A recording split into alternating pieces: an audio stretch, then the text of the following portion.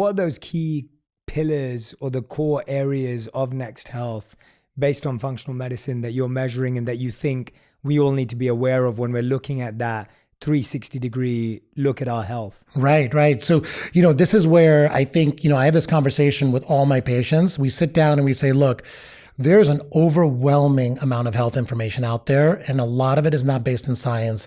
There's a lot of majoring in minor things, right? There's a lot of focus on what's the best superfood, or, what's how much caffeine should I have per day? But in reality, what I tell people is, let's break this down for you into the main components. And over time, let me educate you on the main components of health.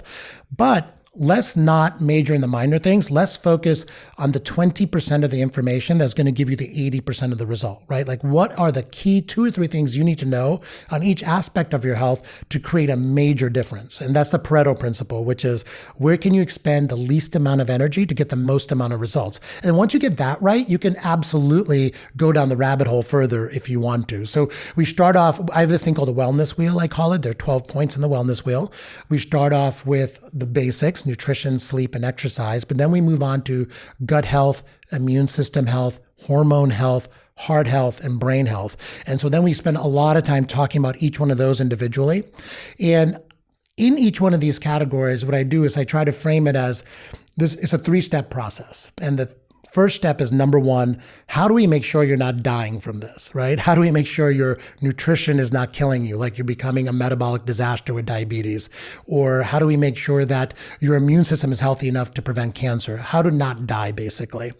The second part of it is, how do we improve your health span? How do we keep you as healthy as possible for as long as possible? And then the last part is, what's the advanced science out there in the longevity world that we can implement into your life? Once we make sure you're not in trouble and then you've mastered how to take care of your health span yourself, how do we then start applying these new techniques, this new science? So a lot of people come to us and they want to jump straight to how do I do NADIV? How do I do hyperbaric oxygen therapy? I'm like, no. Let's hold on a second. Let's make sure you're not eating ultra processed food first, because that's what's going to make the biggest difference, right? Yeah. So that's kind of how we frame it. And it's, we go down each one of these categories and talk about what's going to make the biggest difference for people. Fantastic. I think I wanted to lay that out for people because I wanted people to understand, A, you've been on this personal journey yourself.